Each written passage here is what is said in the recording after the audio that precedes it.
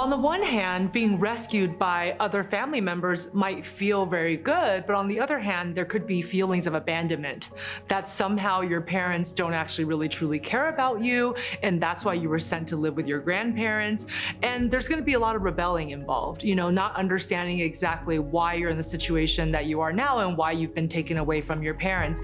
And children are very much focused on the reasons for why bad things happen to them. And as children, they're very self-centered in that they always believe that they're the reason.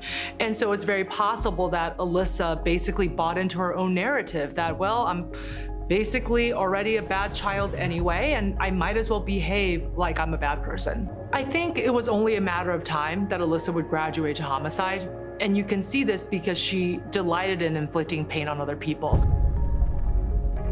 And the fact that she didn't do it at a distance, she didn't use poison, the types of things that we know female murderers to use, but in fact she used a knife and then she strangled them on top of using the knife.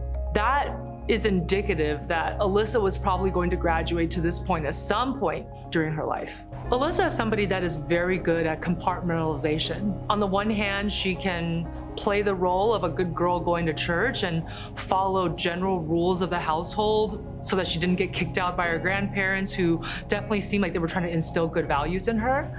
But on the other hand, she had this whole other side. Not that she was trying to hide that side even, it's just the idea that somebody like Allysa, it didn't really feel like cognitive dissonance for her. For another human being that doesn't have the ideas and mindset of Allysa, this would greatly disturb them to be, you know, this horrible person who's violent on the one hand and then going to church and singing in the choir, for example, on the other. But for Allysa, it didn't really bother her. And that shows us that she is not somebody who really has a strong sense of identity. When you look at children who've grown up with parents who are criminals themselves, and in fact maybe the values of criminality have been rewarded in this family system, it's no wonder that Allysa would grow up to basically start to dabble more and more in crimes as she became a child, a teenager, and so forth.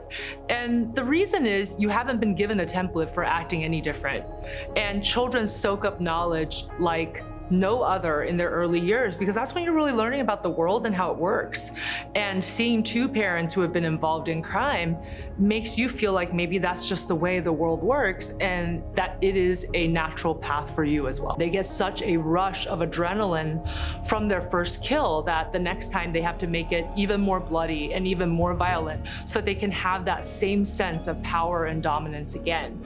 So if Allysa wasn't caught, she would have very much likely killed again, and in even more horrific ways. And it was probably just a matter of time before she killed her own brothers, which many believe those two graves were actually originally designed for. I don't think that Allysa is somebody who has truly repented, and I think that if she was released, she will likely do something violent again, unless there has been some really strong efforts at rehabilitation.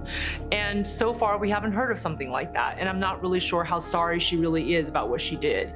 And if she's not sorry and she doesn't really feel like she's to blame, then there's no reason for her to change her ways.